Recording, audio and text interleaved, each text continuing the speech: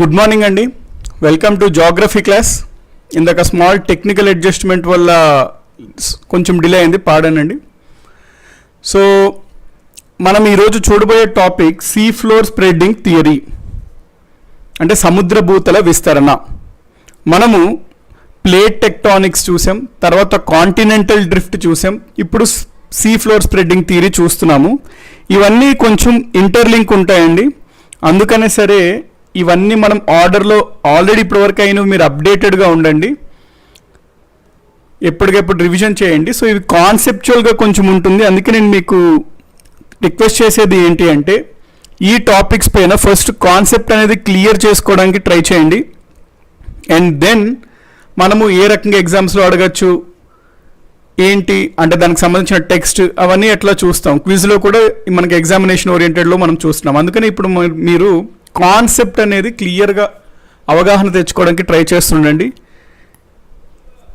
ఈ టాపిక్స్ పైన మీరు బాగా కాన్సన్ట్రేషన్తో వింటుండాలండి.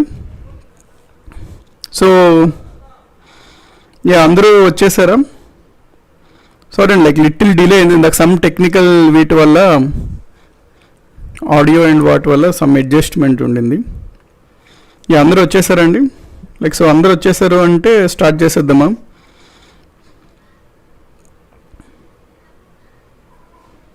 గుడ్ మార్నింగ్ అండి సందీప్ గారు, మేఘా, సాయికృష్ణ, అభిష్ట గారు. ఇంగ్లీష్లో చెప్పండి సార్ అంటే. ఇక్కడ చూడండి, మనం బోత్ ఇంగ్లీష్ అండ్ తెలుగు రెండు కవర్ అయ్యేలా చూస్తున్నాం. ప్రతి చాప్టర్ ఏదన్నా సరే, జాగ్రఫీ అవనివ్వండి, హిస్టరీ, పాలిటీ, ఎకానమీ, ఏదన్నా సరే మనము ఇద్దరికీ కవర్ అయ్యేలా చూస్తున్నాము. సో రెండూ వినండి, అంటే మనకి రెండు లాంగ్వేజెస్లో వినడం ద్వారా అడ్వాంటేజెస్ ఏంటంటే క్లారిటీ ఉంటుంది, ప్లస్ ఆల్ ఎగ్జామినేషన్స్కి మనకి యూజ్ అవుతాయి అన్నమాట. గుడ్ మార్నింగ్ అండి సందీప్, సత్య. సో అందరూ వచ్చేసినట్టే కదా, మనం స్టార్ట్ చేసేద్దాం. ఇందాక స్మాల్ టెక్నికల్ అడ్జస్ట్మెంట్ వల్ల కొంత డిలే అయింది.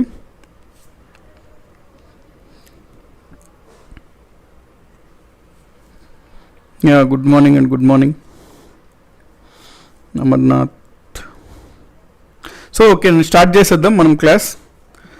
ఈరోజు మనం చూడబోయే topic see floor spreading theory, సముద్ర భూతల విస్తరణ.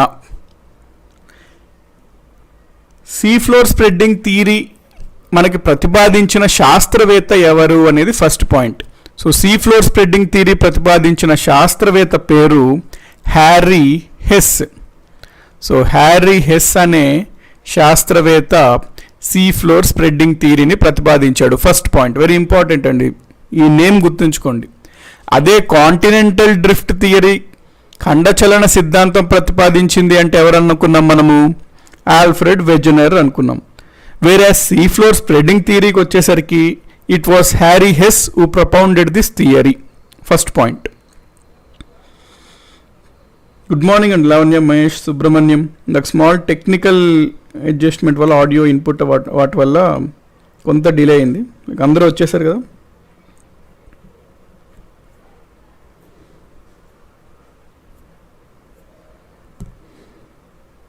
స్టార్ట్ చేసేద్దామండి మనం క్లాస్. సో హ్యారీ హెస్ అనే అతను ప్రతిపాదించడం జరిగింది. ఈ థియరీ ప్రకారం ఏం చెప్తుంది ఈ థియరీ అనేది మనం చూద్దాం. ఫస్ట్ మనకి సముద్రం ఉంటుంది కదా, సముద్రాలు, సముద్రం పక్కన ఏముంటాయి? ల్యాండ్, ఖండాలు ఉంటాయి. ఇవి ల్యాండ్, నార్మల్ ల్యాండ్ అనమాట. ఇది ఈ సముద్రం భూభాగం కింద ఫ్లోర్ ఉంటుంది కదా, భూతలం అంటాం. సముద్ర కింద భూతలం, ఇది సముద్రం కింద భూతలం. సో మనము సముద్రం కింద ఉన్న భూతలంని ఏమంటాం అనుకున్నాం? ఓషన్ క్రస్ట్ అంటాం. Ocean crust. అదే ల్యాండ్ కింద ఉన్నదాన్ని మనము కాంటినెంటల్ క్రస్ట్ అంటాం. ఈ పాయింట్ క్లియర్ కదండి? కాంటినెంటల్ క్రస్ట్ అంటాం. ల్యాండ్ కింద ఉన్నదాన్ని మనము కాంటినెంటల్ క్రస్ట్ అంటాము, ఓషన్స్ కింద ఉన్నదాన్ని మనము ఓషన్ క్రస్ట్ అంటాము. ఇది గుర్తుపెట్టుకోండి ఫస్ట్ పాయింట్. సెకండ్ పాయింట్ ఏంటంటే, మనకి ఏ సముద్రం దగ్గర కింద చూసుకున్నా, అంటే ఏ సీ ఫ్లోర్లో చూసుకున్నా, ఏ ఓషన్ క్రస్ట్ ఇట్లా మనం సముద్రం కింద చూసుకున్నా, మనకి ఇటువంటి స్ట్రక్చర్ కనబడుతుంది. ఎటువంటి స్ట్రక్చర్ అంటే సమ్ మౌంటైన్ టైప్స్ అనమాట. అంటే ఇట్లా మౌంటైన్ లాగా ఉండి మళ్ళీ కొంత గ్యాప్ ఉండి మళ్ళీ మౌంటైన్ లాగా ఉండి 3 డైమెన్షనల్లో ఇది మీరు ఊహించుకోండి. ఈ స్ట్రక్చర్ మనకు కనబడుతుంటుంది. అంటే ఇది over thousands of kilometres length ఇట్లా వెళ్తుంటుంది ఈ టైప్ ఆఫ్ ఇది స్ట్రక్చర్. ఈ స్ట్రక్చర్ మనకి సముద్రం అంటే చాలా వరకు ఆల్ మేజర్ ఓషన్స్ కింద సముద్రాల కింద, ఫర్ ఎగ్జాంపుల్ అట్లాంటిక్ ఓషన్ చూసుకున్నా, పసిఫిక్ మహాసముద్రం చూసుకున్నా, ఏ మహాసముద్రం కింద భూతలం కింద సీ ఫ్లోర్ని చూసుకున్నట్లయితే ఇటువంటి స్ట్రక్చర్స్ మనకి కనబడుతున్నాయి. ఇది ఫస్ట్ పాయింట్ అనుకోండి మన థియరీకి సంబంధించి. వీటిని మనం ఏమంటాము అంటే మిడ్ ఓషానిక్ రిడ్జెస్ అంటాము. మిడ్ ఓషానిక్ రిడ్జెస్, MORs అంటాం, మిడ్ ఓషానిక్ రిడ్జెస్. తెలుగులో చెప్పడం విన్నీ గారు ఫస్ట్ కాన్సెప్ట్ చూడండి. తెలుగులో నేను డెఫినెట్గా ఇవన్నీ మీకు టెక్స్ట్ కూడా చెప్తాను, తెలుగులోనే టెక్స్ట్ కూడా మీకు నేను ఇవ్వడం జరిగింది. సో ఫస్ట్ ఈ పాయింట్ అర్థం చేసుకోండి. కొంచెం కాన్సెప్చువల్గా ఉంటుంది కానీ ఈ చాప్టర్లో ఫుల్ కాన్సన్ట్రేషన్తో వింటుండండి. సో దాదాపు 1000 కిలోమీటర్లు ఇట్లాగా సముద్రం భూభాగంలో విస్తరించి ఉంటుంది. వీటిని మనము మిడ్ ఓషానిక్ రిడ్జెస్ అంటాము. స్టార్ట్ అయ్యి ఎంతసేపు అయిందంటున్నారు నవీన్ గారు? జస్ట్ అండి 2 minutes అయింది అంతే. యాక్చువల్లీ టెక్నికల్ అడ్జస్ట్మెంట్ వల్ల ఇందాక కొంచెం డిలే అయింది. స్టార్ట్ చేసి ఏం లేదంటే మనం ఏమనుకున్నామంటే ఈరోజు చదవబోయే టాపిక్ సీ ఫ్లోర్ స్ప్రెడ్డింగ్ అనుకున్నాము. సముద్ర భూతల విస్తరణ ప్రతిపాదించిన శాస్త్రవేత్త హ్యారీ హెస్ అనుకున్నాము. అయితే మనకి సముద్రాలు ఉంటే సముద్రం కింద ఉన్న భూతలం ఓషన్ క్రస్ట్ అంటాము, ల్యాండ్ కింద ఉన్నదాన్ని మనం కాంటినెంటల్ క్రస్ట్ అంటాము. ఈ సముద్రం భూభాగం కిందకు మనం చూసుకున్నట్లయితే మనకి ఇటువంటి స్ట్రక్చర్స్ కనబడుతుంది. కొండ ప్రాంతం లాగా ఇట్లా సమ్ లిటిల్ బిట్ ఇట్లా కనబడుతుంది. ఇది 1000 కిలోమీటర్లు అట్లా ఎక్స్టెండ్ అయ్యి ఉంటుంది అనమాట స్ట్రైట్గా. వీటిని మనము మిడ్ ఓషానిక్ రిడ్జెస్ అంటాము. నేను మీకు చూపిస్తానండి ఇమేజెస్తో క్లియర్గా. ఫస్ట్ నేను చెప్తున్న పాయింట్స్ అనేది అర్థం చేసుకోవడానికి ట్రై చేయండి. సో ఈ టైప్ ఆఫ్ ఉంటే వాటిని మనము మిడ్ ఓషానిక్ రిడ్జెస్ అంటాము. ఇది ఫస్ట్ పాయింట్. సెకండ్ పాయింట్, మనకి రేడియో కార్బన్ డేటింగ్ అనే ఒక పద్ధతి ఉంటుంది. ఈ పద్ధతి ద్వారా మనము రాళ్ళ యొక్క వయసు ఎంతో మనము కనుక్కోగలుగుతాము. రాక్స్ యొక్క ఏజ్ ఎంతో మనము కనుక్కోగలుగుతాం. సో ఈ పద్ధతిని ఉపయోగించి ఈ సముద్రం కింద ఉన్న ఫ్లోర్ ఏదైతే ఉందో దాని ఏజ్ కనుక్కుంటే వీళ్ళు ఏం గ్రహించారు అంటే ఇక్కడ ఈ కాంటినెంటల్ క్రస్ట్ వచ్చేసరికి వెరీ ఓల్డ్ ఉంది, అంటే చాలా పురాతన ఏజ్ ఉంది, చాలా క్రిందటివి, అంటే అరౌండ్ 1 billion years ఎగో ఆ టైప్లో ఉంది ఈ ఏజ్ కాంటినెంటల్ది. అదే ఓషన్ క్రస్ట్ కనుక మీరు చూసుకున్నట్లయితే అంటే సముద్రం కింద ఉన్న భూభాగం ఇది మనం కనుక రేడియో కార్బన్ డేటింగ్ చేస్తే అక్కడ రాళ్ళ యొక్క వయసు చాలా తక్కువగా కనబడ్డాయి మనకి. అరౌండ్ 50 million years అంతే కనబడ్డాయి, లేకపోతే 30 million years. అంటే కంపారిటివ్లీ దీనికన్నా ఇది చాలా యంగ్గా కనబడింది. అదెందుకు అట్లా ఉంది? ఇది ఒకేసారి ఏర్పడ్డాయి కదా, మరి ఇదేమో చాలా పాతగా ఉంటుంది, ఇదేమో చాలా యంగ్గా ఉంది అని చెప్పి వాళ్ళకి ఒక డౌట్ వచ్చింది. ఓషన్ క్రస్ట్ అనేది యంగ్ అనేది పాయింట్ అనేది వచ్చింది. సో ఈ 2 పాయింట్లను ఆలోచించి వీళ్ళు ప్రతిపాదించిన సిద్ధాంతమే సీ ఫ్లోర్ స్ప్రెడ్డింగ్ థియరీ. దీన్ని ఎట్లా అర్థం చేసుకోవాలి ఇప్పుడు ఈ 2 పాయింట్స్ని? ప్రతి సముద్రం కింద అంటే మహాసముద్రాల కింద చూసుకున్నట్లయితే భూభాగంలో ఇటువంటివి మనకి కనబడుతున్నాయి, ఈ రకమైన ఉన్నట్టు కనబడుతున్నాయి. వాటిని మిడ్ ఓషానిక్ రిడ్జెస్ అని చెప్పి మనము అన్నాము. అయితే అదొక పాయింట్. రెండో పాయింట్ ఏంటంటే వీటిని మనం రేడియో కార్బన్ డేటింగ్ చేస్తే ఇవి చాలా తక్కువ వయసు ఉన్నట్టు కనబడుతున్నాయి. మరి రెండింటిని అర్థం చేసుకొని రెండింటిని ఎక్స్ప్లెయిన్ చేసే సిద్ధాంతమే సీ ఫ్లోర్ స్ప్రెడ్డింగ్ థియరీ. ఇప్పుడు చూద్దాం సీ ఫ్లోర్ స్ప్రెడ్డింగ్ థియరీ ఏం చెప్తుందో చూద్దాం. ఇప్పుడు కనుక మనము చూసినట్లయితే ఇక్కడ ఇమేజ్, ఇది సముద్రం కింద భాగం అండి. సముద్రం ఉంది ఇక్కడ, ఇది సముద్రం కింద భాగం. మనకి ఈ రకంగా కనబడుతున్నాయి. ప్రతి సముద్రం కింద ఇందాక నేను చెప్పాను కదా ఈ రకంగా కనబడుతున్నాయి. సో ఈ రకంగా కనబడడానికి గల కారణం ఏంటో మీకు ఇప్పుడు ఎక్స్ప్లెయిన్ చేస్తా, వినండి. ఇది కొంచెం మనకి ఇది సముద్రం అనుకోండి, ఇదంతా సముద్రం అన్నమాట. ఇది సముద్రం కింద ఉన్న భూభాగం, సీ ఫ్లోర్. ఇది సముద్రం కింద ఉన్న భూభాగం, సీ ఫ్లోర్. మనకి ఈ లేయర్ యాస్థినోస్పియర్ ఉంటుంది కదా కింద లోతులో, యాస్థినోస్పియర్. ఈ యాస్థినోస్పియర్ పొరలో లేయర్లో మనకి రాక్ ఏదైతే ఉంటుందో ఏ స్టేట్లో ఉంటుందండి? సాలిడా, లిక్విడా, ఏ స్టేట్లో ఉంటుంది? ఇది నా క్వశ్చన్, చెప్పండి. ఆల్రెడీ చూసాం ఇది మనం. సో మనకి భూమి లోపల కనుక మనం చూసుకున్నట్లయితే కొంత లోతులో యాస్థినోస్పియర్ పొర ఉంటుంది. ఆ పొరలో శిల అనేది ఏ రూపంలో ఉంటుంది? ఘన రూపంలోనా, ద్రవ రూపంలోనా?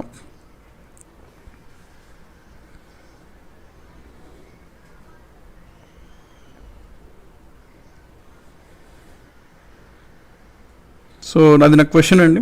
సార్ మాకు ఇప్పుడే స్టార్ట్ అయింది, మళ్ళీ ఒకసారి చెప్పండి ఏం చెప్పారో అంటున్నారు సాహిత్య గారు. ఓకేనండి, షూర్. లైక్ మనం ఇప్పటివరకు సీ ఫ్లోర్ స్ప్రెడ్డింగ్ థియరీ గురించి అంటే బేసిక్స్ అనేది చూసామండి. Sea floor spreading theory Harry Hess అనే శాస్త్రవేత్త ఇచ్చాడు అని చెప్పి మనం అనుకున్నాం ఫస్ట్ పాయింట్. ఈ సిద్ధాంతం ఏం చెప్తుంది అంటే ప్రధానమైన మహాసముద్రాల్లో మనం చూసుకున్నట్లయితే సీ ఫ్లోర్లో అంటే సముద్రం యొక్క భూతలంలో మనకి ప్రతి భూతలంలో ఇటువంటి స్ట్రక్చర్ కనబడుతుంది. ఇట్లా వేల కిలోమీటర్లు విస్తరించి ఉంది. దీన్నే మనము మిడ్ ఓషానిక్ రిడ్జెస్ అంటాము. మనం ఈ mid oceanic ridges radio carbon dating చేస్తే దాని యొక్క వయసు చాలా కొత్తగా ఏర్పడినగా మనం కనబడుతున్నాయి. సముద్రాలు ఎంతో సంవత్సరాలు, ఎన్నో బిలియన్స్ ఆఫ్ ఇయర్స్ బ్యాకే ఏర్పడ్డాయి. మరి ఆ సముద్రం కింద ఉన్న భూతలం సీ ఫ్లోర్ యొక్క వయసు చూసుకున్నట్లయితే చాలా యంగ్గా అనిపిస్తుంది, చాలా తక్కువ వయసు ముందు ఏర్పడ్డాయని చెప్తుంది. మరి ఈ రెండింటిని ఎట్లా అర్థం చేసుకోవాలి? సో రెండింటిని వివరించే concept see floor spreading theory. ఇప్పుడు నేను మీకు ఈ స్లైడ్లో చెప్తున్నానండి అసలు ఎందుకు ఇట్లా ఉంటున్నాయి అన్నది కాన్సెప్ట్. సో ముందు ఈ టైప్లో ఉంటుంది. ఎస్ జగదీష్ గారు సెమీ సాలిడ్, లిక్విడ్ అట్లా అంటున్నారు. ఓకే ఫైన్, బాగా చెప్పండి. ద్రవ రూపంలో ఉంటుంది ఇక్కడ రాక్ అనేది. సో సెమీ సాలిడ్ లేకపోతే సెమీ లిక్విడ్ లేకపోతే లిక్విడ్ స్టేట్లో ఉంటుంది. దాన్ని మనం ఏమంటాము? ఆ semi liquid are semi solid స్టేట్లో ఉన్న రాక్ని, ద్రవ రూపంలో ఉన్న శిలను మనము మ్యాగ్మా అంటాము. మ్యాగ్మా అంటాము.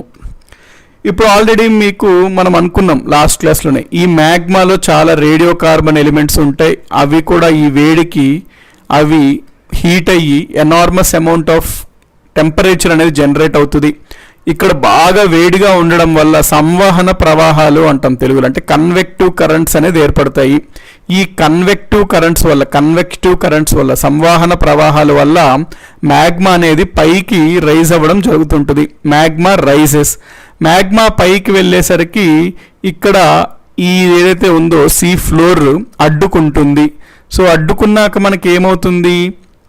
మ్యాగ్మా అనేది ఇట్లా వెళ్ళిపోతుంది. ఇది ఇట్లా వెళ్ళిపోతుండగా ఇక్కడ మనకి ఏమొస్తుంది? ఫర్ ఎగ్జాంపుల్ ఇది ఒక ప్లేట్ బౌండరీ లాగా తీసుకుంటే, ఇది ఒక ప్లేట్ బౌండరీస్ మనం చూసాం కదా పలకలు.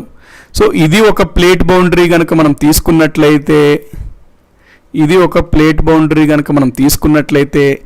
ఈ పలకలు ఏమవుతాయి? ఈ మ్యాగ్మా వచ్చి ఇక్కడ గుద్దుకొని ఇట్లా వెళ్ళిపోతుంది, ఇది ఈ పలకలు ఒకదానికి వ్యతిరేక దిశలో ప్రయాణిస్తుంటాయి. సో ఈ రెండు పలకలు ఒకదానికి ఇట్లా వ్యతిరేక దిశ దూరంగా వెళ్ళిపోతున్నప్పుడు ఇక్కడ ఏర్పడే సరిహద్దును ఏమంటారు? ఇంటర్లింక్ ఉంటాయండి. Plate tectonics, continental drift theory, see floor spreading interlink ఉంటాయి. సో ఇక్కడ చూడండి, ఈ ప్లేట్ బౌండరీస్ ఉన్నాయనుకోండి, సముద్రం మధ్యలో ప్లేట్ బౌండరీస్ ఉంటాయి. మనం ఆల్రెడీ చూసాం కదా ప్లేట్స్ చూసుకున్నప్పుడు, అవి చాలా వరకు సముద్రం మధ్యలో నుంచి ఇట్లా ఉంటుంటాయి ఆ ప్లేట్స్ పలకలు. ఆ పలక సరిహద్దులు కనుక ఇట్లా మనకి ఒకదానికి వ్యతిరేక దిశలో వెళ్తున్నప్పుడు ఇక్కడ ఏర్పడే సరిహద్దు ఏ సరిహద్దు ఏర్పడుతుందండి? Which type of boundary? కన్వర్జెంటా, డైవర్జెంటా, ట్రాన్స్ఫార్మా? ఏ టైప్ ఆఫ్ బౌండరీ ఇక్కడ ఉంటుంది అనేది నా క్వశ్చన్.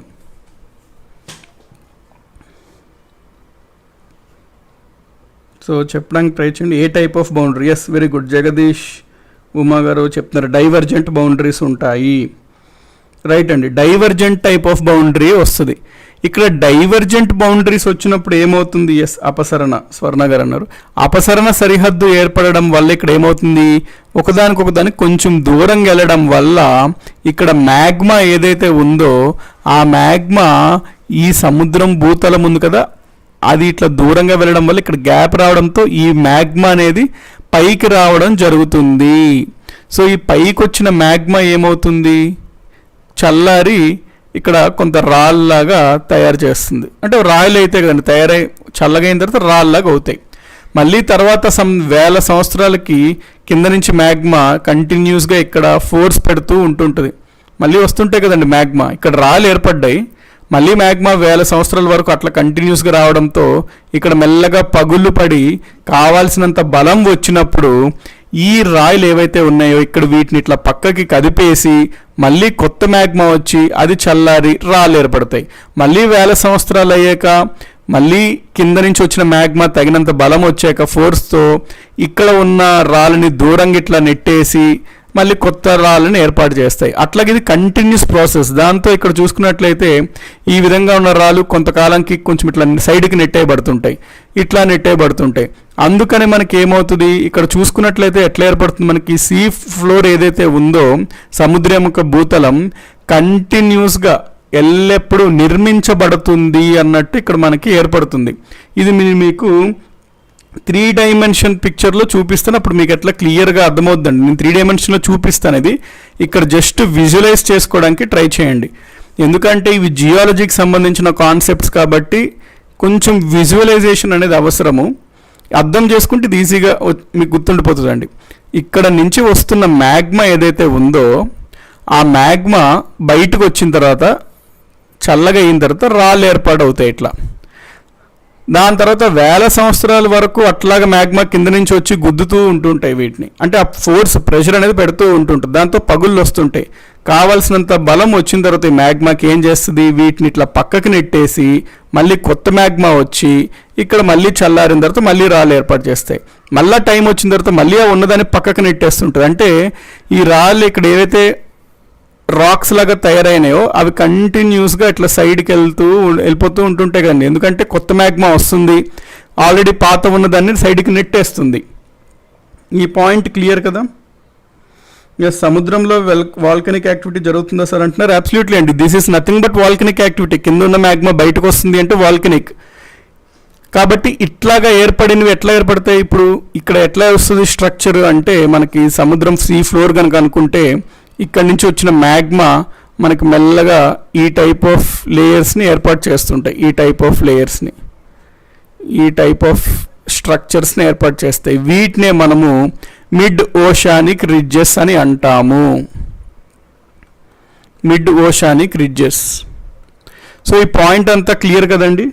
2 పలకలు ఒకదానికి వ్యతిరేక దిశలో ఇట్లా వెళ్తున్న సమయంలో కింద ఉన్న మ్యాగ్మా, ఆస్టినోస్పియర్ పొరలో ఉన్న మ్యాగ్మా సంవహన ప్రవాహాలు కన్వెక్షన్ వల్ల పైకి ప్రవహించి ఇక్కడ నుంచి బయటకు వచ్చి చల్లారి శిలలు ఏర్పాటు చేస్తాయి. కొంతకాలం తర్వాత మళ్ళీ ఆ మ్యాగ్మా అనేది కంటిన్యూస్గా ప్రెషర్ అనేది ఇక్కడ పెట్టి తగినంత బలం వచ్చాక ప్రెషర్కి అక్కడ ఉన్న రాళ్ళను పక్కకు నెట్టేసి కొత్త మ్యాగ్మా బయటకు వచ్చి మళ్ళీ అది చల్లారి మళ్ళీ శిలలను ఏర్పాటు చేస్తుంది. మళ్ళీ దాన్ని ఇంకా పక్కకు నెట్టేసి, కాబట్టి ఇట్లా పొరలుగా లేయర్స్గా వస్తుంటాయి అన్నమాట. ఎందుకు, ఆల్రెడీ ఏర్పాటు చేసిన దాన్ని పక్కకి జరిపేసి కొత్త పొర వస్తుంది. ఇప్పుడు నేను ఇది మీకు 3 డైమెన్షనల్లో చూపుతాను.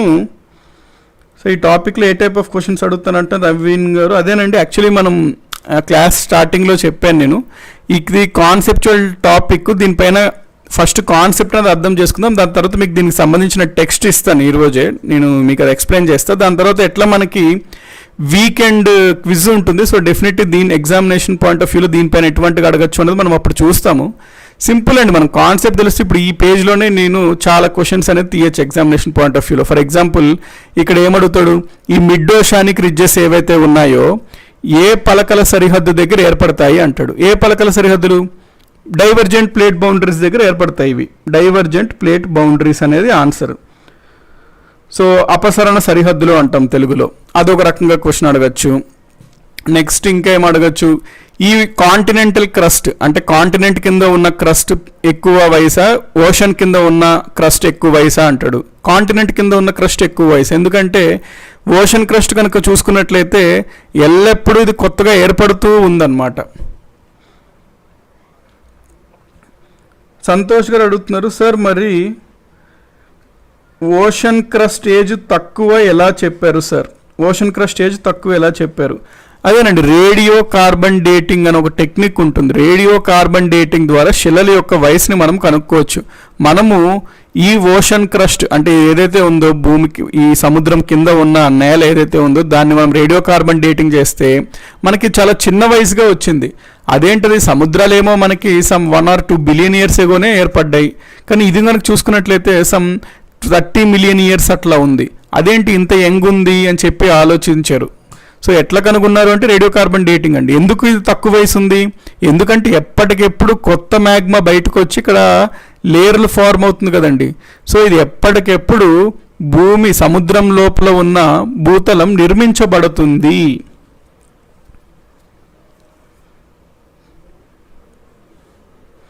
నారాయణ రెడ్డి గారు, ఈ టాపిక్ ఫస్ట్ టైం చూస్తున్నాను. అబ్సల్యూట్లీ అండి, దీని నుంచి క్వశ్చన్స్ రావచ్చు. నేను మీకు ఎక్స్ప్లెయిన్ చేస్తే కూడా ఏ టైప్ ఆఫ్ క్వశ్చన్స్ వస్తాయో. ఇవన్నీ ఇంపార్టెంట్ అండి. ఎందుకు నేను చెప్తున్నాను ఇవన్నీ అంటే, మనం వాల్కెనో గురించి చదవాలన్నా లేకపోతే ఇంకా ఎర్త్ క్వేక్స్కి సంబంధించి చదివినప్పుడు సో చాలా టాపిక్స్కి ఇది లింక్ ఉంటుంది. చాలామంది ఇవి ఎందుకు బుక్స్లో కానీ స్కిప్ చేస్తారు, నార్మల్గా ఎవరు ఎందుకు స్కిప్ చేస్తారు అంటే కాన్సెప్చువల్ క్వశ్చన్స్ జియాలజీకి సంబంధించి అంత అవగాహన శాస్త్రవేత్తల్లో కూడా ఈ మధ్యన వస్తుంది ఈ టాపిక్స్. అందుకని ఇవి చాలా న్యూ టాపిక్స్ అనమాట. అందుకని చెప్పి ఎక్కువ మంది టాపిక్స్ చెప్పరు, బుక్స్లో కూడా ఇవ్వడం జరగదు. కాకపోతే మనకి ఇది అర్థమవుతేనే వాల్కనో ఎగ్జాక్ట్గా ఏంటి అర్థమవుతుంది, ఎర్త్క్వేక్స్ సునామీస్ అర్థమవుతుంది. సో ఎందుకు నేను మీకు చెప్తున్నాను అంటే, ఇది మీరు ఫస్ట్ టైం వింటున్నారు ఈ టాపిక్ అంటున్నారు, బుక్స్లో జనరల్గా ఇవ్వరండి ఇవి. ఎందుకు అంటే ఇవి న్యూ సైన్సెస్ అనమాట ఇవంతా. ప్లస్ మళ్ళీ కొంచెం కాంప్లికేటెడ్ ఉంటాయని చెప్పి ఇవ్వడం జరగదు. కానీ యూ ట్రస్ట్ మీ, లైక్ ఇవన్నీ కాన్సెప్చువల్గా తర్వాత చాప్టర్స్కి అర్థం అవ్వాలి అంటే ఇది అవసరం అండి. ఇక్కడ కూడా మీరు ఏదో కష్టం అనుకోకండి, మన భూమి గురించి మనకు తెలియాలి కదండి. సో ఇది మనం తెలుసుకోవాలి అనే తపనతోనే ఇది వింటుండండి. కష్టం అనేది తీసుకోకండి, తెలుసుకోవాలి. అవును, మన భూమి గురించి మనం తెలుసుకోవాలి. సో ఇప్పుడు మనకి ఈ రకంగా ఉంటుంది. ఇప్పుడు నేను మీకు ఏదైతే చెప్పానో నేను ఇప్పుడు 3 డైమెన్షనల్లో చూపిస్తాను, మీకు మొత్తం అర్థమైపోతుంది. నేను చెప్పిన పాయింట్ అయితే క్లియర్గా మీరు పెట్టుకోండి. కింద మ్యాగ్మా ఉంటుంది, పైకి లెగుస్తుంది, డైవర్జెంట్ ప్లేట్ బౌండరీ ఇది అంటే అపసరణ సరిహద్దు. అక్కడ ఒక పక్క ఒకదానికి వ్యతిరేకంగా కదులుతున్నప్పుడు ఆపోజిట్ డైరెక్షన్స్లో కిందున్న మ్యాగ్మా వచ్చి రాళ్ళని ఏర్పాటు చేస్తుంది. కొంతకాలం తర్వాత దాన్ని ఇట్లా పక్కకు నెట్టి కొత్త రాళ్ళు మళ్ళీ మ్యాగ్మా బయటకు వచ్చి కొత్త లేయర్ ఏర్పడుతుంది, మళ్ళీ దాన్ని పక్కకు నెట్టి అవుతుంటుంది. అంటే కంటిన్యూస్గా ఇక్కడ కొత్త సముద్రం లోపల భూతలం ఏర్పాటు అవుతుంది అనేది ఫస్ట్ పాయింట్. రెండో పాయింట్ ఏంటి, ఇక్కడ మనకి ఈ లేయర్ని పక్కకు జరిపి కొత్త లేయర్ వస్తుంది. అంటే కంటిన్యూస్గా మనం చూసుకున్నట్లయితే లేయర్లు ఏమవుతుంది, ఇక్కడ ఈ సీ ఫ్లోర్ ఏదైతే ఉందో ఏమవుతుంది, పక్కకు నెట్టబడుతుంది. అంటే సీ ఫ్లోర్ ఏమవుతుంది, స్ప్రెడ్ అవుతుంది. అందుకనే ఈ సిద్ధాంతంని మనము సీ ఫ్లోర్ స్ప్రెడ్డింగ్ థియరీ అని అన్నాము. పాయింట్ క్లియర్ అండి. ఎందుకన్నాం సీ ఫ్లోర్ స్ప్రెడ్డింగ్ థియరీ అంటే, మనం చూసుకున్నట్లయితే ఇది కంటిన్యూస్గా సీ ఫ్లోర్ స్ప్రెడ్ అవుతూ ఉన్నట్టు ఉంది. ఇప్పుడు నేను ఇక్కడ మీకు 3 డైమెన్షనల్లో చూపిస్తా చూడండి. ఇదిగోండి సీ ఫ్లోర్ స్ప్రెడ్డింగ్, మనకి ఇది గ్రాఫికల్ రిప్రజెంటేషన్. ఇక్కడ కనుక మీరు చూసుకున్నట్లయితే ఇదిగోండి ఇది ఎగ్జాక్ట్గా జరిగే ప్రాసెస్ ఏంటి అంటే ఇదండి. ఇక్కడ ఇది ఉన్నది మనకి ఆస్థెనోస్పియర్ పొర, అక్కడ ఉన్నది మ్యాగ్మా, అక్కడ ఉన్నది మ్యాగ్మా. ఈ మ్యాగ్మా నుంచి ఈ మ్యాగ్మా ఇక్కడ చూసుకున్నట్లయితే ఒకదానికి వ్యతిరేక దిశలో పలకలు కదులుతున్నాయి. ఈ పలకలను ఏమంటామండి మనం, ఒకదానికి వ్యతిరేక దిశలో వెళ్తే డైవర్జెంట్ ప్లేట్ బౌండరీస్, అపసరణ సరిహద్దులు అంటాం. సో వీటి దగ్గర అపసరణ సరిహద్దులు డైవర్జెంట్ బౌండరీస్ దగ్గర ఒకదానికి వ్యతిరేకంగా వెళ్తున్నాయి కాబట్టి గ్యాప్ వల్ల కింద ఉన్న మ్యాగ్మా పైకి వస్తుంది. ఈ పైకి వచ్చిన మ్యాగ్మా కూల్ అయ్యి ఏమవుతుంది, చల్లారి ద్రవ రూపంలో ఉన్న మ్యాగ్మా ఘన రూపం రాక్ సాలిడ్గా ఏర్పడుతుంది. అయితే కొంతకాలం అయ్యాక ఇది కంటిన్యూస్గా సంవహన ప్రవాహాలు కన్వెక్టివ్ కరెంట్స్ వల్ల మ్యాగ్మా కంటిన్యూస్గా ఇక్కడ ప్రెషర్ పెడుతుంటుందండి. ఆ ప్రెషర్ వల్ల ఈ పైన ఉన్న పొర ఏదైతే ఉందో చిన్న రాళ్ళ పొర అది బ్రేక్ అయ్యి దాన్ని పక్కకు నెట్టి కొత్త మ్యాగ్మా బయటకు వచ్చి మళ్ళీ అది రాళ్ళగా ఏర్పడుతుంది. ఇక్కడ మీరు చూసుకున్నట్లయితే మ్యాగ్మా అనేది ఇక్కడ పుడుతుంది, కొంతకాలం తర్వాత అది పక్కకు నెట్ట వేయబడుతుంది, కొత్త మ్యాగ్మా వస్తుంది. సో కంటిన్యూస్గా ఇట్లా సీ ఫ్లోర్ చూసుకుంటే మీరు ఇట్లా స్ప్రెడ్ అవుతూ ఉంటున్నట్టుంది. అందుకని దీన్ని మనము సీ ఫ్లోర్ స్ప్రెడ్డింగ్ థియరీ అంటాము.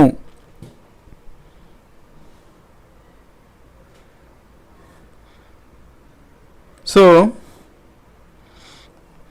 ఇక్కడ చూసారు కదండి ఈ పాయింట్ అంతా. అయితే మనకు జనరల్గా సముద్రాల్లో చూసుకున్నాం అనుకోండి, అంటే ఇప్పుడు అట్లాంటిక్ ఓషన్లో చూసుకున్నా, పసిఫిక్ ఓషన్లో చూసుకున్నా, సముద్రం మధ్యలో జనరల్గా చూసుకున్నట్లయితే ఇది ఇట్లా వేల కిలోమీటర్లు, ఏదో ఒక దగ్గర జరిగేది కాదండి. ఇట్లా చూసుకున్నట్లయితే ఇక్కడ చూడండి వేల కిలోమీటర్లు విస్తరించి ఉంటాయి. ఎందుకు ఇట్లా వేల కిలోమీటర్ల వరకు విస్తరించి ఉన్నాయి ఇవి?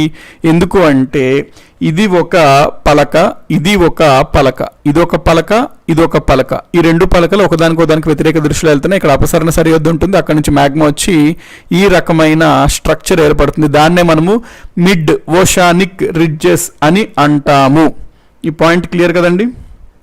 ఇప్పుడు మీకు ఇంకా నేను చూపిస్తానండి గ్రాఫికల్గా, ఇంకా నేను మీకు చూపిస్తుంటే 3 డైమెన్షనల్లో అంతా మీరు డెఫినెట్గా కంఫర్ట్ అవుతుంటారు.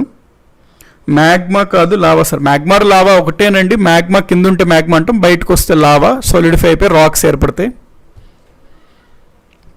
సో ఇదిగోండి మనకి ప్రధానమైన సముద్రాలు ఇక్కడ చూసుకుంటే ఇది ప్రధానమైన సముద్రాలు పసిఫిక్ ఓషన్, ఇది అట్లాంటిక్ ఓషన్. అట్లా చూసుకుంటే ఇదిగోండి ఈ లేయర్స్ ఉన్నాయి, ఇట్లాగా మనకి స్ట్రక్చర్ కనబడుతుంది కదా, వీటినే మనం మిడ్ ఓషానిక్ రిడ్జెస్ అంటాం. అంటే ఇది ఎందుకు ఇట్లా ఉంది అంటే అర్థం ఏంటి? అక్కడ ఈ లేయర్ లాంటివి ఏర్పడుతున్నాయి, ఇందాక చూసాం కదా. అది మనకి వేల కిలోమీటర్లు ఇట్లాగే ఎక్స్టెండ్ అవుతూ ఉంటాయండి. ప్రధానమైన అన్ని మహాసముద్రాల మధ్యలో మనం చూసుకున్నట్లయితే ఈ రకమైన స్ట్రక్చర్ ఉంటుంది, మిడ్ ఓషానిక్ రిడ్జెస్. ఇందాక సమ్వన్ అన్నారు కదండి టాపిక్ లైక్ మనకి అంటే ఎట్లా అర్థం చేసుకోవాలి అంటే ఇక్కడ చూడండి, ఇది మన వరల్డ్, ఇది మన ప్రపంచం. ప్రతి మహాసముద్రంలో ఇటువంటి స్ట్రక్చర్స్ ఉన్నాయి. మరి డెఫినెట్గా దీని గురించి మనం తెలుసుకోవాలా వద్దా అండి? తెలుసుకోవాలి. సో వీటినే మనము మిడ్ ఓషానిక్ రిడ్జెస్ అంటాము. నెక్స్ట్ కనుక మనం చూసుకున్నట్లయితే ఇదిగోండి ఇక్కడ ఇట్లా మీకు షైనింగ్ అవుతున్నాయి కదా, ఇవన్నీ మిడ్ ఓషానిక్ రిడ్జెస్ అనమాట.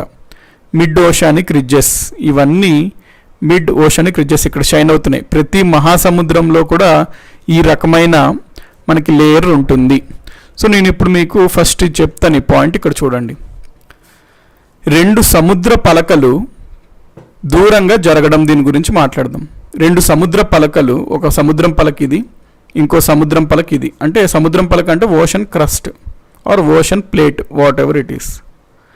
2 పలకలు ఒకదానికి దూరంగా జరగడం.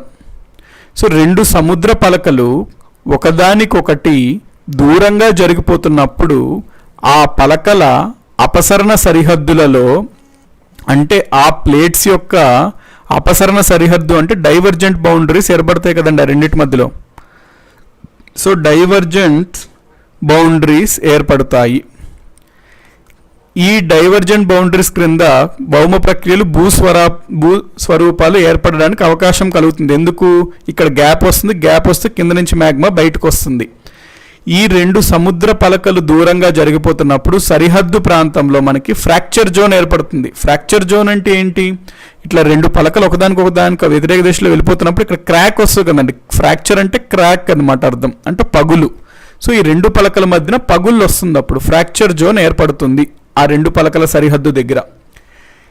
ఈ ఫ్రాక్చర్ జోన్ లోపల, అంటే ఈ భగ్నమండలం అంటే ఫ్రాక్చర్ జోన్, ఆ క్రాక్స్ లోపల, అంటే ఆ పగుళ్ళు లోపల నుంచి మ్యాగ్మా బయటకు వెలుపలికి ఊబికి వచ్చి కొత్త సముద్ర భూతలం సీ ఫ్లోర్ని ఏర్పరుస్తుంది. అంతే కదండి, మనకి ఈ క్రాక్స్ నుంచి కింద ఉన్న మ్యాగ్మా ఏదైతే ఉంటుందో భూమి లోపల, అది బయటకు వచ్చి పగుళ్ళ నుంచి కొత్త భూతలం అనేది ఏర్పరుస్తుంది. ఈ పాయింట్ ఓకే కదా మీకు? కొత్త సీ ఫ్లోర్ ఏర్పాటు చేస్తుంది.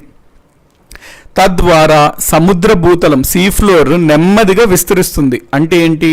ఇక్కడ ఇట్లా ఏర్పడింది ఫస్ట్ ఒక లేయర్, కొన్నాళ్ళు అయ్యాక మళ్ళీ ఈ మ్యాగ్మా ప్రెషర్ పెట్టి దీన్ని పక్కకు నెట్టి మళ్ళీ దీన్ని ఇట్లా పక్కకు నెట్టేసి కొత్తది మళ్ళీ ఇక్కడ సీ ఫ్లోర్ అనేది ఏర్పాటు చేస్తుంది. సో ఈ ప్రాసెస్ కంటిన్యూస్ అనమాట. మళ్ళీ దీన్ని ఇట్లా పక్కకు నెట్టి కొత్త లేయర్ ఇక్కడ వస్తుంది, మళ్ళీ దీన్ని పక్కకు నెట్టి కొత్త లేయర్ వస్తుంది. కాబట్టి ఇక్కడ ఏమంటున్నాడు? తద్వారా సముద్ర భూతలం సీ ఫ్లోర్ నెమ్మదిగా విస్తరిస్తుంది, అంటే సీ ఫ్లోర్ ఎక్స్టెండ్ అవుతుంది అంటున్నాడు, స్ప్రెడ్ అవుతుంది అంటున్నాడు.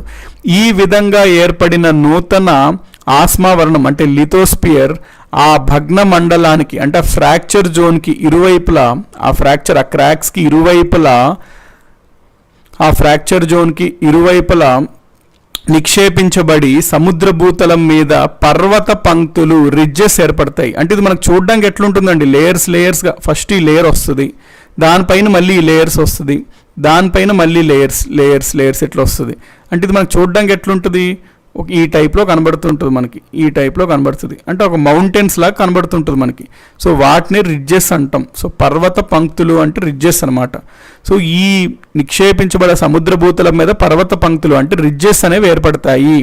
వీటిని సముద్రాంతర్గత రిడ్జులు, సముద్ర అంతర్గత ఉంటాయి కాబట్టి, అంటే సముద్రం లోపల ఉంటాయి కాబట్టి సముద్రాంతర్గత రిడ్జులు అని పిలుస్తారు. మిడ్ ఓషానిక్ రిడ్జెస్ అని పిలుస్తారు.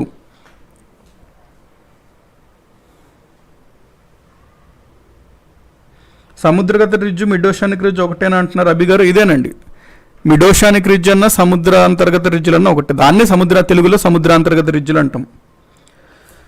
నెక్స్ట్ ఈ పాయింట్ క్లియర్ కదండి, సముద్రాంతర్గత రిడ్జ్లు మిడ్ ఓషానిక్ రిడ్జెస్ అని అంటారు.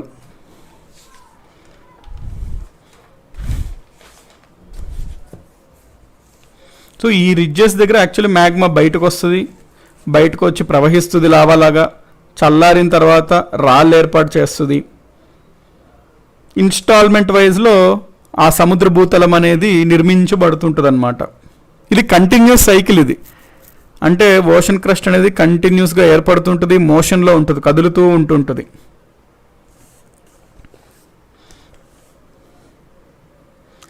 అలా సంతోష్ గారు అడుగుతున్నారు, అవి అలా ఎక్కువైపోతే మరి రిడ్జెస్ బయటికి వస్తాయి అంటున్నారు సంతోష్ గారు. ఓకేనండి, మీరు ఈ క్వశ్చన్ అడుగుతారు కాబట్టి నేను మీకు ఎక్స్ప్లెయిన్ చేయడానికి ట్రై చేస్తా. ఇక్కడ యాక్చువల్లీ ఏమవుతుందంటే మనకి ఇట్లా ఏర్పడిన తర్వాత మనకి ఏమవుతుందంటే ఇక్కడ ఇంకొక పలకలు ఉంటాయండి, ఇంకొక ప్లేట్స్ ఉంటాయి.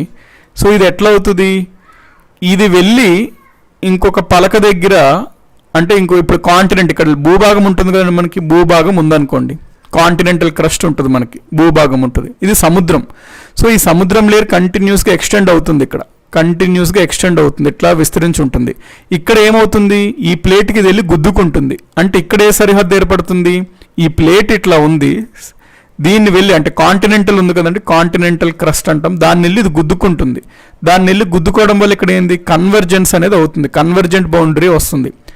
మనకి ఓషన్ క్రస్ట్ ఏదైతే ఉందో దాని యొక్క డెన్సిటీ, సాంద్రత అనేది ఎక్కువ, మ్యాక్స్ ఉంటుంది. కాంటినెంటల్ క్రస్ట్ యొక్క సాంద్రత, డెన్సిటీ మినిమం ఉంటుంది. ఈ రెండు గుద్దుకోవడం వల్ల ఇక్కడ ఏమవుతుందంటే, ఇక్కడ ఒకదానికి అంటే ఒకదానికి సాంద్రత ఎక్కువ ఉండి ఒకదానికి సాంద్రత తక్కువ ఉండి రెండు గుద్దుకుంటే ఏదైతే సాంద్రత ఎక్కువ ఉంటుందో అది సాంద్రత తక్కువ ఉన్నదానికి కిందకిట్లాగా ప్లంజ్ అవుతుందండి, కిందకిట్లాగా విరిగి పడిపోవడం జరుగుతుంది. కాబట్టి ఈ లేయర్ దగ్గర ఇక్కడ ఏం జరుగుతుంటుంది అంటే మీరు అడిగారు కాబట్టి చెప్తున్నానండి, ఈ లేయర్ దగ్గర ఇక్కడ మీకు ఏం జరుగుతుందో చూడండి. ఈ సముద్రం పలక ఏదైతే ఉందో ఇట్లా వెళ్తుంది అనమాట.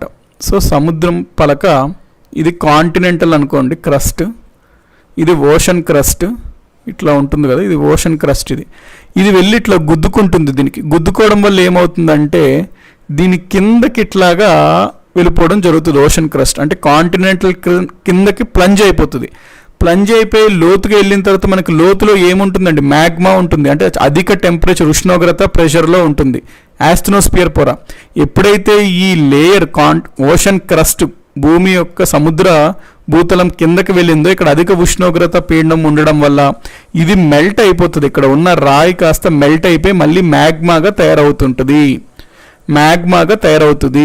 ఈ మ్యాగ్మా మళ్ళీ ఇక్కడ కంటిన్యూస్గా పైకి వెళ్ళడం, ఇది ఒక సైకిల్ అండి, ఇది ఒక సైకిల్ అనమాట. అంటే ఈ మ్యాగ్మా పైకి వెళ్ళడం, ఇది మళ్ళీ ఓషన్ క్రస్ట్ ఇట్లా మూవ్ అవ్వడం, కాంటినెంటల్కి క్రస్ట్కి గుద్దుకొని ప్లంజ్ అయిపోయి మళ్ళీ ఎక్కువ టెంపరేచర్, ప్రెషర్ వల్ల ఇక్కడ మ్యాగ్మాగా తయారై, ఇది కంటిన్యూస్ ప్రాసెస్ అనమాట.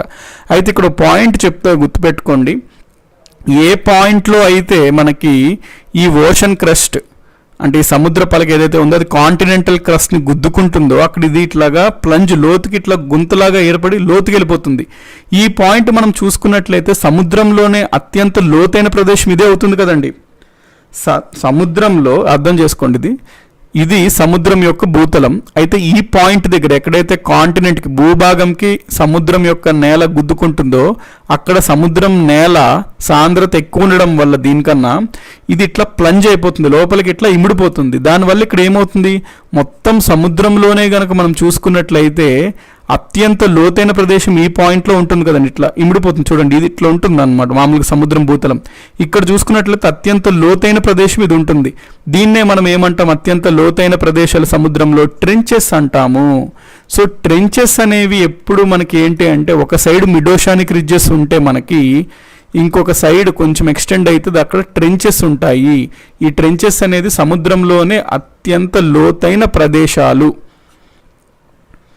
సో అర్థమైంది కంటే సంతోష్ గారు అడిగారు, అందుకే నేను మీకు ఇది చెప్పాను, ఇంకా మీకు బెటర్ క్లారిటీ వస్తుందని మీ క్వశ్చన్కి.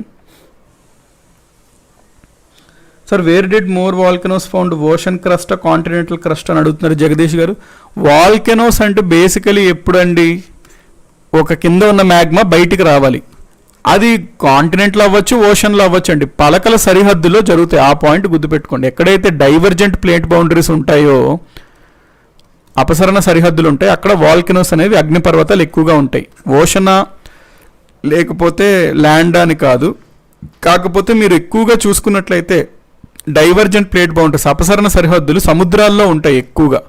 అందుకనే వాల్కెనోస్ ఎక్కడ ఎక్కువ అంటే సముద్రంలో. ఇందాక మీరు చూసారు కదండి ఇమేజ్ కనుక చూసుకున్నట్లయితే ఇదిగోండి, ఇవన్నీ మిడోషానిక్ రిడ్జెస్ అంటే డైవర్జెంట్ ప్లేట్ బౌండరీస్. అంటే ఇక్కడ అంతా వాల్కెనిక్ యాక్టివిటీ కంటిన్యూస్గా మ్యాగ్మా రావడము, కొత్త లేయర్ ఏర్పాటు అవ్వడం అవన్నీ జరుగుతుందన్నమాట.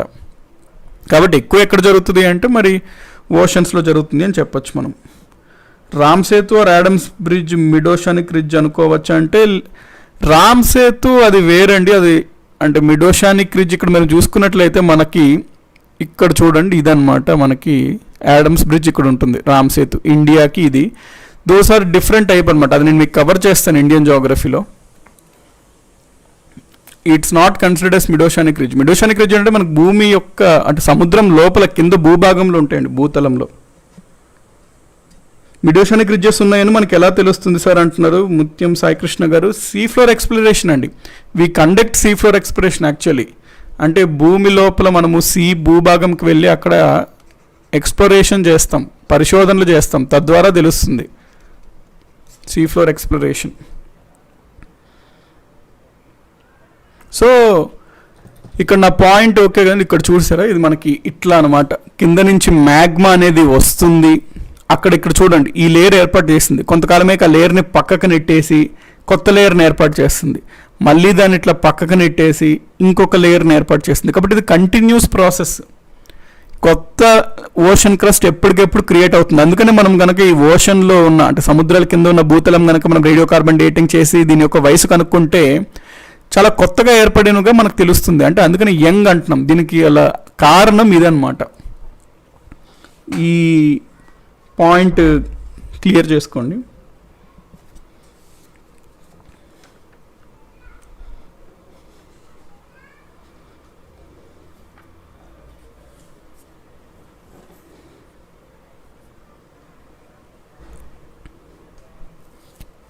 సో ఇక్కడ చూడండి నేను చెప్తా, మనం ఇది చూసాం కదా. సో వీటిని మిడోషానిక్ రిడ్జెస్ అని పిలుస్తారు. ఉదాహరణ మనం చూసుకున్నట్లయితే మిడ్ అట్లాంటిక్ రిడ్జ్ అంటే ఇక్కడ మీకు నేను ఇప్పుడు చూపిస్తాను చూడండి. ఇది మనకి ప్రధానంగా ఉన్న రిడ్జెస్ ఏంటి అంటే ఇక్కడ చూస్తే ఇది అట్లాంటిక్ ఓషన్ అండి. ఇదంతా ఈ మధ్యలో ఉన్న మహాసముద్రం అట్లాంటిక్ మహాసముద్రం. ఈ అట్లాంటిక్ మహాసముద్రంలో ఇక్కడ అంతా మనకి రిడ్జ్ ఉంటుంది అనమాట, అక్కడ అంతా రిడ్జ్ ఉంటుంది. దీన్ని మనము మిడ్ అట్లాంటిక్ రిడ్జ్ అంటాము. ఎందుకంటాము మిడ్ అట్లాంటిక్ రిడ్జ్ అంటే అట్లాంటిక్ ఓషన్లో ఉంది కాబట్టి. ఎందుకుంది మిడ్ అట్లాంటిక్ రిడ్జ్ అంటే ఈ ప్రాంతంలో ఇదొక పలక, ఇవన్నీ ఇంకొక పలకలు. ఈ పలకలు రెండు అపసరణ డైవర్జెంట్ అవుతున్నాయి. డైవర్జెంట్ అవ్వడం వల్ల ఈ రకమైన రిడ్జెస్ అనేవి ఇక్కడ ఏర్పడ్డాయి. ఇక్కడ కనుక మనం చూసుకున్నట్లయితే దీన్ని సెంట్రల్ ఇండియన్ రిడ్జ్ అంటామండి. దీన్ని సెంట్రల్ ఇండియన్ రిడ్జ్ అంటాం. ఇది సౌత్ వెస్ట్, మన ఇండియాకి సౌత్ వెస్ట్ రూపంలో ఉంది కాబట్టి దీన్ని సౌత్ వెస్ట్ ఇండియన్ రిడ్జ్ అంటాం. ఇది సౌత్ ఈస్ట్లో ఉంది కాబట్టి ఇండియన్కి సౌత్ ఈస్ట్ ఇండియన్ రిడ్జ్ అంటాము. మనం ఇక్కడ కనుక మనం చూసుకున్నట్లయితే పసిఫిక్ ఓషన్ ఉంటుందండి ఈ ప్రాంతంలో. దీన్ని మనము ఈస్ట్ పసిఫిక్ రిడ్జ్ అంటాము. పసిఫిక్ ఓషన్ ఇది, సో పసిఫిక్ ఈస్ట్ కాబట్టి దీన్ని ఈస్ట్ పసిఫిక్ రిడ్జ్ అంటాము. ప్లస్ ఇక్కడ చిలీ ఉంటుంది, అందుకని దీన్ని చిలీ రిడ్జ్ అంటాము. ఇక్కడ పసిఫిక్ అంటార్కిటిక్ రిడ్జ్ అంటాం. ఇవి ప్రధానమైన రిడ్జెస్ అనమాట ప్రపంచంలో. ఇది జాన్ డి ఫూకా రిడ్జ్, ఇది గుర్తుపెట్టుకోకలేదండి. ఇది యాక్చువల్ ఒక పలక ఉంటుంది, ఇక్కడ ఒక పలక ఉంటుందన్నమాట. ఆ పలక జాన్ డి ఫూకా పలక అంటాము. ఆ పలక అపసరణ డైవర్జెంట్ అవ్వడం వల్ల అక్కడ ఏర్పడిన సరిహద్దు అపసరణ సరిహద్దు అక్కడ రిడ్జ్ ఏర్పడుతుంది సముద్రం లోపల, అందుకని దాన్ని జాన్ డి ఫూకా రిడ్జ్ అంటాము.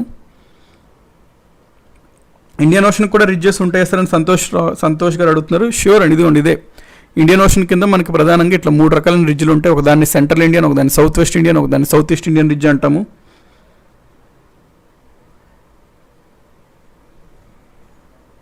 మరి మౌంటైన్స్ లాగా ఎలా ఫార్మ్ అవుతాయి సార్ అంటున్నారు విజయ్ గారు. మీరు 3 డైమెన్షన్లో చూసుకున్నట్లయితే ఇందాక నేను మీకు ఇక్కడ చూపించగండి 3 డైమెన్షనల్, ఇవి మౌంటైన్స్ లాగానే వస్తున్నాయి కదండి. అంటే ఒక లేయర్ ఫస్ట్ ఏర్పడింది అనుకోండి, ఒక లేయర్ ఫస్ట్ ఇట్లా ఉన్నది, సముద్రం యొక్క భూతలం ఎట్లా ఉందంటే ఫస్ట్ ఒక లేయర్ ఏర్పాటు చేసింది, దాని తర్వాత దీన్ని కొంచెం ఇట్లా పైకి లేపి మళ్ళీ ఇట్లా దీనిపైన కొంచెం ఇట్లాగా ఏర్పాటు చేస్తుంది, మళ్ళీ కొంతకాలంకి మళ్ళీ ఇంకొంత లేయర్, ఇంకొంత లేయర్, ఇంకొంత లేయర్ అట్లాగే ఏర్పాటు చేస్తూ ఉండేసరికి మనం లాంగ్ వ్యూ కనుక చూసుకున్నట్లయితే ఈ రకంగా ఉంటుంది మనకి, ఈ రకంగా ఉంటుంది, ఈ రకంగా.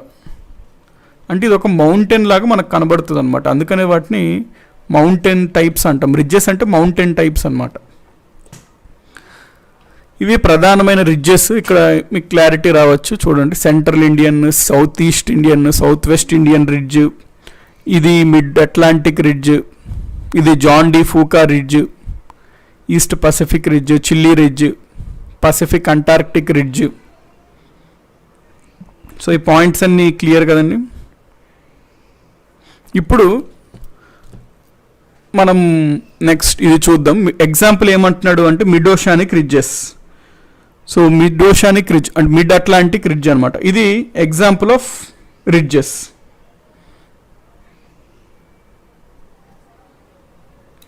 ఇక్కడ కనుక మనం చూసుకున్నట్లయితే ఉత్తర అమెరికా పలక అంటే నార్త్ అమెరికన్ ప్లేట్ మరియు యూరేషియా పలక యూరేషియన్ ప్లేట్ దూరంగా జరిగిపోతున్నప్పుడు, అంటే ఇది నార్త్ అమెరికన్ ప్లేట్. ఇక్కడ మనకి మిడ్ అట్లాంటిక్ రిడ్జ్ గురించి మనం మాట్లాడుతున్నాం. మిడ్ అట్లాంటిక్ రిడ్జ్ అంటే ఇది. ఈ రిడ్జ్ గురించి మనం మాట్లాడినప్పుడు ఇక్కడ ఉన్నది ఏంటి? ఉత్తర అమెరికా పలక, నార్త్ అమెరికన్ ప్లేట్. ఇక్కడ ఉన్నది ఏంటి? యూరేషియా పలక. ఈ 2 పలకలు దూరంగా జరిగిపోతున్నప్పుడు ఏమంటున్నాడో చూడండి. ఉత్తర అమెరికా పలక, యురేషియా పలకలు దూరంగా జరిగిపోతున్నప్పుడు ఉత్తర అట్లాంటిక్ మహాసముద్రంలో, నార్త్ అట్లాంటిక్ ఓషన్లో దక్షిణ అమెరికా పలక, ఆఫ్రికా పలకలు దూరంగా జరిగిపోతున్నప్పుడు దక్షిణ అట్లాంటిక్ మహాసముద్రంలో, అంటే నార్త్ అట్లాంటిక్ ఓషన్ కనుక మనం చూసుకున్నట్లయితే ఇక్కడ north Indian plate, North American plate, Eurasian plate ఒకదానికి దూరంగా వెళ్ళిపోతున్నాయి. ఇది North Atlantic Ocean. South Atlantic ఓషన్లో మనం చూసుకున్నట్లయితే ఇక్కడ South American plate, African plate ఒకదానికి దూరంగా వెళ్ళిపోతున్నాయి. అదే అంటున్నాడు. ఉత్తర అట్లాంటిక్ ఓషన్లో నార్త్ అమెరికా అండ్ యూరేషియా, దక్షిణ అట్లాంటిక్లో సౌత్ అమెరికా అండ్ ఆఫ్రికా దూరంగా వెళ్ళిపోవడం వల్ల అక్కడ సముద్రంలోని అట్లాంటిక్ సముద్రంలోని అపసరణ సరిహద్దులు డైవర్జెంట్ బౌండరీస్ వస్తున్నాయి. ఈ సరిహద్దుల వద్ద ఏర్పడిన భగ్న మండలాలు అంటే ఫ్రాక్చర్ జోన్స్, ఆ పలకలు ఒకదానికి వ్యతిరేక దిశలో వెళ్తున్నప్పుడు అక్కడ ఏర్పడిన ఫ్రాక్చర్ జోన్స్ భగ్న మండలాలు లోపల నుండి మ్యాగ్మా పైకి ఊబికి రావడంతో సముద్ర భూతల విస్తరణ నిరంతరంగా జరుగుతున్నది. ఈ సరిహద్దులలో అట్లాంటిక్ మహాసముద్ర భూతలం మీద ఏర్పడిన పర్వత పంక్తులను, రిడ్జెస్ను మిడ్ అట్లాంటిక్ రిడ్జ్గా వ్యవహరిస్తారు. అంటే ఒక ఎగ్జాంపుల్ చెప్తున్నాడు మిడ్ అట్లాంటిక్ రిడ్జ్ అనేది. నెక్స్ట్, ఈ రిడ్జ్లు వాలు తక్కువగా ఉన్నట్లయితే, ఈ పాయింట్ ఇక్కడ నేను మీకు చెప్తా చూడండి. ఒకవేళ ఇక్కడ రిడ్జెస్ అనేవి ఏర్పడుతున్నాయి కదా, ఈ రిడ్జెస్ కనుక వాలు తక్కువగా ఉన్నట్లయితే, అంటే ఈ రిడ్జెస్ మనకి ఇట్లా పర్వతాల్లాగా ఏర్పడుతున్నాయి. ఈ రిడ్జెస్ కనుక వాలు చాలా తక్కువగా ఉన్నట్లయితే, అంటే ఈ రకంగా ఉందనుకోండి సముద్రం యొక్క భూతలము, ఇక్కడ ఈ రిడ్జెస్ అనేవి ఇట్లాగా ఏర్పడ్డాయి. ఎందుకంటే మనం చూసిన కారణాల చేత. ఇప్పుడు ఈ మిడ్ ఓషనిక్ రిడ్జెస్ ఒక వాల్ స్లోప్ కనుక మనం చూసుకున్నట్లయితే చాలా జెంటిల్గా ఉంది. అంటే స్లోప్ మరీ విపరీతం కొండల్లాగా ఇట్లా లేదు, చాలా జెంటిల్గా ఈ విధంగా ఉంది వాల్. సో ఈ మిడ్ ఓషనిక్ రిడ్జెస్లో కనుక స్లోప్ వాల్ చూసుకున్నట్లయితే జెంటిల్గా ఉందనుకోండి, తక్కువగా ఉందనుకోండి, వాటిని మనము ఓషియానిక్ రైజెస్ అని అంటాము. ఓషియానిక్ రైజెస్ అని అంటాము. ఈ పాయింట్ గుర్తుపెట్టుకోండి. సో ఇక్కడ ఏమంటున్నాడు, ఈ రిడ్జ్ల యొక్క వాలు తక్కువగా ఉన్నట్లయితే సముద్ర ఉన్నతులు ఓషానిక్ రైజెస్గా పిలుస్తాము. ఎగ్జాంపుల్స్ ఏంటి? ఈస్ట్ పసిఫిక్ రైస్, తూర్పు పసిఫిక్ ఉన్నతి, మాలినీషియన్ రైస్, మాలినీషియన్ ఉన్నతి, చిలీ రైస్, చిలీ ఉన్నతి మొదలైనవి సముద్ర ఉన్నతులకు ఉదాహరణలు. సో రేపొద్దున మీకు ఎవరన్నా ఈ ఓషానిక్ రైజెస్ అంటే ఏమిటి అని అడిగినా, ఉదాహరణలు చెప్పాలని అడిగినా, ఇవి ఎందుకు ఏర్పడతాయని చెప్పాలన్నా మీరు సింపుల్గా మిడ్ ఓషానిక్ రిడ్జెస్ గురించి చెప్పి, ఆ మిడ్ ఓషానిక్ రిడ్జెస్ ఏర్పడిన తర్వాత వాళ్ళు గనక జెంటిల్గా ఉన్నట్లయితే వాటిని ఓషానిక్ రైజెస్ అంటాము. వాటి యొక్క ఉదాహరణలు example East Pacific, Melanesian, Chile rise. అయితే ఇక్కడ మనం చూసుకున్నట్లయితే ఈ ప్రాంతాలు ఇక్కడ ఏమవుతుంది, అపసరణ సరిహద్దులు. అంటే ఇక్కడ నుంచి మ్యాగ్మా బయటకు వస్తుంది. మ్యాగ్మా బయటకు వస్తే ఏమంటాము, ఉపరితలం బయటకు వస్తే లావా. అంటే ఈ ప్రక్రియను ఏమంటాము, అగ్నిపర్వతం, వాల్కెనో అంటాము. సో ఈ క్రమంలో మనకి ఏమవుతుంది, ఆల్రెడీ ఈ ఫ్రాక్చర్ జోన్లో ఉన్న రాళ్లను మాగ్మా అత్యధిక బలంతో, ఫోర్స్తోని పగలగొట్టి వీటిని పక్కకు జరిపి కొత్త రాళ్ళని ఏర్పాటు చేస్తుంది, కొత్త లేయర్ని, పొరలను ఏర్పాటు చేస్తుంది. రాళ్ళని పగలగొట్టడం అంటే ఏంటి, దాన్నే మనము భూకంపం అంటాం, ఎర్త్క్వేక్ అంటాం. రాళ్ళంటే ఒక రాయి కదండి, లాంగ్ స్ట్రెచ్, వేల కిలోమీటర్ల వరకు విస్తరించి ఉన్న వాటిని ఢీకొని పగలగొట్టి, అత్యధిక ఫోర్స్తో పగలగొట్టి కొత్త లేయర్ మళ్ళీ మ్యాగ్మా బయటకు వస్తుంది. అంటే ఆల్రెడీ ఉన్న పొరను అది ఢీకొని పగలగొట్టడం అంటే దాని ద్వారా మనకి భూకంపాలు వస్తాయి. సో ఈ మిడోషానిక్ రిడ్జెస్ దగ్గర వాల్కెనోస్, అగ్నిపర్వతాలు, ఎర్త్ క్వేక్స్, భూకంపాలు అనేవి కూడా మనకి ఏర్పడుతుంటాయి ఎప్పటికెప్పుడు ఫ్రీక్వెంట్గా. ఈ రిడ్జుల ప్రాంతాల్లో కొన్ని భూప్రకంపనల మండల ఎర్త్క్వేక్ జోన్స్ పరిధిలోనికి వస్తాయి. అందువలన చిన్న చిన్న భూకంపాలు, స్వల్ప స్థాయిలో భూప్రకంపనలు ఈ రిడ్జుల ప్రాంతాల్లో సంభవిస్తాయి. సో మనము ఇదిగోండి ఈ రకంగా ఉంటాయి అన్నమాట. మనకి సముద్రం కిందకి వెళ్ళిపోతే రిడ్జెస్ దగ్గర ఈ రకంగా మనకి ఉంటాయి. ఈ లేయర్ ఏదైతే ఉందో ఇక్కడ ఈ రాళ్ళు ఉన్నాయి కదా, ఎట్లా ఏర్పడ్డాయి ఈ రాళ్ళు అంటే మనకి ఈ సముద్రం కింద ఉన్న మ్యాగ్మా బయటకు వచ్చి చల్లారడం వల్ల ఏర్పడిన రాళ్ళు. అయితే సముద్రం మ్యాగ్మా బయటకు వచ్చి చల్లారి వేడిగా ఏర్పడితే మనకి ఏర్పడిన రాయి ఇక్కడ ఏ రకాల రాళ్ళు ఏర్పడితే అని ఎగ్జామ్లో అడుగుతాడు. మిడోషానిక్ రిడ్జెస్ దగ్గర ఎటువంటి రాయిలు ఏర్పడతాయి అంటే బసాల్ట్ రాయి ఏర్పడుతుంది. సో సముద్రం దగ్గర మధ్యలో ఉన్న మిడోషానిక్ రిడ్జెస్ దగ్గర ఏర్పడిన రాళ్ళు ఏ రకమైన రాయిలు అంటే బసాల్ట్ రాయిలు. సో మన ప్రపంచంలో భూమి మీదే అత్యధికంగా ఉన్న రాయలు ఏవి, రాక్స్ ఏవి అని అడుగుతాడు ప్రశ్న. భూమిపైన ఉన్న అత్యధిక మ్యాక్సిమం ఉన్న రాక్స్ ఏంటి అంటాడు ఎగ్జామ్లో. మనకి ఏం తెలుసు, మన భూమిలో దాదాపుగా 70% నీళ్ళతో నిండింది, సముద్రాలతో నిండింది. సో దాదాపుగా భూమిలో 70% సముద్రాలు, ఆ సముద్రంలో వేల కిలోమీటర్ల కొద్దీ ఇట్లాగా విస్తరించి ఉన్నాయి ఈ మిడోషానిక్ రిడ్జెస్. వాటి దగ్గర నిరంతరం ఏర్పడుతున్న రాళ్ళు బసాల్ట్. అందుకనే ప్రపంచంలో లేదా భూమిలో అత్యధికంగా మనకి లభించే రాళ్ళు ఏవి అంటే బసాల్ట్ అని చెప్పి మనం ఆన్సర్ చేయాలి. ఎందుకు అంటే కారణం ఇది. ఈ రకంగా ఉంటాయండి. మళ్ళీ కొంతకాలం అయ్యాక ఏం చేస్తుంది, ఈ పొరను వీటిని అన్ని ఢీ కొట్టి వీటిని అంతా పక్కకి జరిపేసి ఇక్కడ కొత్త లేయర్ని ఏర్పాటు చేస్తుంది మ్యాగ్మా. సో ఇదంతా ఒక నిరంతర ప్రాసెస్ అన్నమాట. సో ఈ పాయింట్ క్లియర్ కదండి. నెక్స్ట్ మీకు బసాల్ట్, బాలాజీ గారు. అప్పుడు సునామీ అంటారా సార్ అంటే సంతోష్ గారు, సునామీ ఎస్ అండి. లైక్ నేను సునామీ చాప్టర్ చెప్తాను మీకు తొందరలోనే, అప్పుడు నేను better if I tell you this. Tsunami వీటి వల్ల ఏర్పడచ్చు, కానీ సునామీకి ఇంకా ఫర్దర్ చాలా ఫ్యాక్టర్స్ ఉంటాయండి. బేసికలీ సునామీ అంటే ఏం లేదు, సముద్రం లోపల కనుక భూకంపం వస్తే అదే సునామీకి దారి తీస్తుంది. కానీ ప్రతి సముద్రం లోపల వచ్చిన ప్రతి భూకంపం పెద్ద సునామీ అవ్వడానికి ఛాన్స్ ఉండదు. సో మనకు పెద్ద సునామీలు వస్తే అవి రావాలి అంటే ఏ కారణాల చేత వస్తాయి అనేది నేను మీకు సునామీ చాప్టర్లో చెప్తాను. బట్ మీరు అడిగిన క్వశ్చన్ ఓకే. ఇప్పుడు నేను మీకు చెప్పే ఆన్సర్ ఏంటి అంటే సునామీ అంటే సముద్రంలో భూకంపాలు వస్తే సునామీలు ఏర్పడతాయి. ఎస్, మిడోషానిక్ రిడ్జెస్ దగ్గర ఇందాకే అనుకున్నట్లు భూకంపాలు ఏర్పడతాయి, వాటి వల్ల సునామీలు వస్తాయి. కాకపోతే చాలా చాలా చిన్న సునామీలు వస్తాయి, అవి మనకి తెలియను కూడా తెలియవు. మరి 2004 ఆ రకమైన వచ్చిన సునామీలు ఎట్లా వస్తాయి, అవి ఏర్పడడానికి గల కారణాలు ఏంటి అనేది మనం సునామీ చాప్టర్లో చూస్తాము. కాబట్టి ఇదండి ఈ టాపిక్ అనేది ఇంపార్టెంట్. సో నేను మీకు లైట్గా ఒక 2 minutesలో బ్రీఫ్ చేస్తాను ఏదైతే ఈరోజు చదివామో మనము. సో సీ ఫ్లోర్ స్ప్రెడ్డింగ్ మనం ఈరోజు చదివాము. సముద్ర భూతలం విస్తరణ ఇచ్చింది హ్యారీ హెస్. మనకి 2 రకాలు ఉంటాయి. ఇక్కడ ల్యాండ్ భూభాగం ఉంటే అక్కడ కాంటినెంటల్ క్రస్ట్ అంటాము, ఇక్కడ వీటిని ఓషన్ క్రస్ట్ అంటాం, సముద్రం కింద ఉన్నదాన్ని. దీని వయసు చూసుకుంటే చాలా చిన్నగా ఉంది.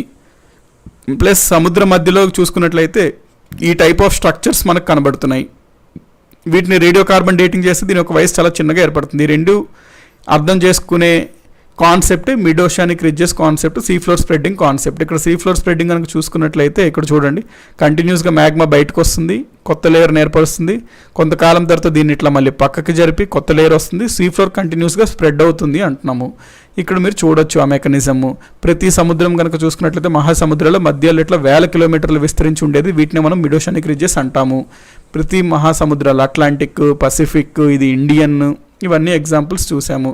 ఇక్కడ చూసుకున్నట్లయితే కంటిన్యూస్గా ఇక్కడ బయటకు వస్తుంది కాబట్టి అపసరణ సరిహద్దుల నుంచి మ్యాగ్మా, ఇక్కడ వాల్కెనోస్, భూకంపాలు అనేవి ఎక్కువగా జరుగుతుంటాయి. ఇవి ప్రధానమైన రిడ్జెస్ అనమాట, mid Atlantic, central Indian, south west, south east, ఈ రిడ్జెస్ అన్నీ. సో ఇక్కడ చూసుకున్నట్లయితే మెకానిజం ఇది, బయటకు వస్తుంది, చల్లారుతుంది, పక్కకు జరుగుతుంది. సో ఇక్కడ చూసుకున్నట్లయితే మీకు కంటిన్యూస్గా సీ ఫ్లోర్ అనేది ఏర్పడుతూ ఉంది, నిర్మిస్తూ ఉంది. అందుకే దీని యొక్క వయసు తక్కువ, సీ ఫ్లోర్ స్ప్రెడ్ అవుతున్నట్టు అనిపిస్తుంది కదా ఇక్కడ మీకు, అందుకే దీన్ని సీ ఫ్లోర్ స్ప్రెడ్డింగ్ థియరీ అంటాము. సో ఇక్కడ మీకు దీనికి సంబంధించిన టెక్స్ట్ అనేది చెప్పాను, ఈ రకంగా ఉంటుంది. సో మీకు దీంతో సీ ఫ్లోర్ స్ప్రెడ్డింగ్ థియరీ అనేది కంప్లీట్ అయిందండి. మనకి ఈరోజు కొంచెం డిలే అయింది కాబట్టి 11 మనము 11:30కి పాలిటీ క్లాస్లో కలుసుకుందాము. 11:30కి పాలిటీ క్లాస్లో డిపిఎస్పీస్ చూస్తున్నాం కదండి. 11:30కి we will be meeting for polity class. Thank you అండి. హాఫ్ అన్ అవర్ బ్రేక్ తీసుకోండి. We will be meeting for polity class.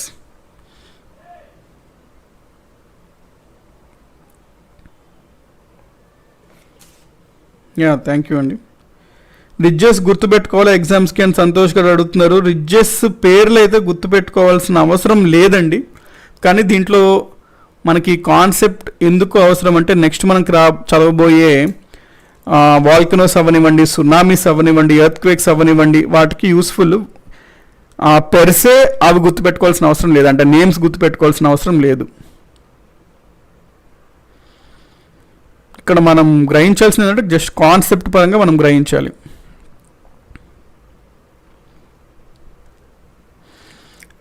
Lakshmi గారు ఈ టాపిక్ కొంచెం కష్టపడ్డారు, అట్లా ఏం తీసుకోకండి. అంటే యాక్చువల్గా ఇది చాలా కాంప్లెక్స్ అండి, అందుకే మీకు ఎక్కడ బుక్స్లో కానీ వాటిలో కానీ పెద్దగా ప్రస్తావించరు. బట్ మీకు this is the best and it can't be better than this. So మీరు ఒక 2-3 టైమ్స్ అర్థం చేసుకొని ట్రై చేయండి, ఇంట్రెస్ట్తో ట్రై చేయండి తెలుసుకోవాలి అని. డెఫినెట్గా you will get this point.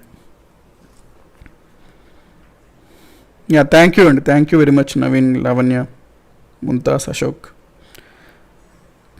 Next topic అంటున్నారంటే మీరు పాలిటీలో అడుగుతున్నారా? పాలిటీలో అయితే డిపిఎస్పి, జాగ్రఫీలో next topic we can go to earthquakes అండి.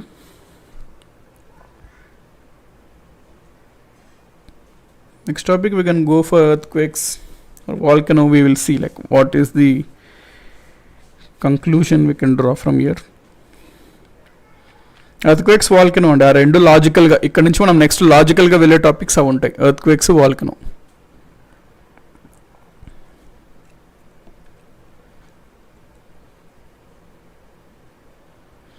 పద్మిని గారు బిట్స్ అంటున్నారు. మనం సాటర్డే సండే అనేది క్విజ్ ఎట్లా చూస్తాం కదండి, సో ఆ రోజు దీనికి సంబంధించిన బిట్స్ డెఫినెట్లీ నేను మీకు ఇవ్వడం జరుగుతుంటుంది. సో మీరు